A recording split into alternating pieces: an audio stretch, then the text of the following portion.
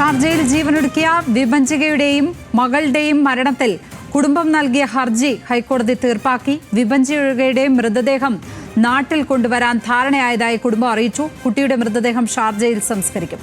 വിവരങ്ങളുമായി legal correspondent Shapna ചേരുന്നു. ഷപ്ന, ഹൈക്കോടതി ഏതായാലും ഹർജി തീർപ്പാക്കിയിരിക്കുന്നു. എന്തൊക്കെയാണ് വിവരങ്ങൾ? ഈ മൃതദേഹം നാട്ടിലെത്തിക്കുന്നത് സംബന്ധിച്ചും അതോടൊപ്പം തന്നെ ഇതിൽ കൃത്യമായ ഒരു അന്വേഷണം ആവശ്യപ്പെട്ടും വിഭജികയുടെ മാതൃ സഹോദരിയാണ് ഹൈക്കോടതിയെ സമീപിച്ചത്.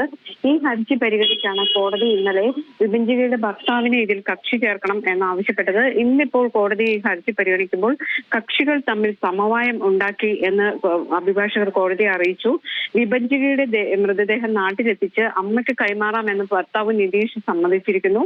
അതോടൊപ്പം തന്നെ മകൾ വൈഭവിയുടെ മൃതദേഹം നിതീഷിന്റെ നേതൃത്വത്തിൽ ഷാർജയിൽ സംസ്കരിക്കാനാണ് തീരുമാനം എന്നും അറിയിച്ചു. മറ്റൊന്ന്, ഈ വിഭജികയുടെ മൃതദേഹം സുഗമമായി നാട്ടിലെത്തിക്കാൻ എംബസി നടപടിയെടുക്കണം എന്ന് കോടതി നിർദ്ദേശം നൽകുകയും ചെയ്തു. തുടർന്ന് ഇപ്പോൾ ഈ ഹർജി ജസ്റ്റിസ് എൻ നാഗരേഷ് തീർപ്പാക്കി. ഷപ്നയാണ് വിവരങ്ങൾ പങ്കുവച്ചത് ലീഗൽ ഡെസ്കിൽ നിന്ന്.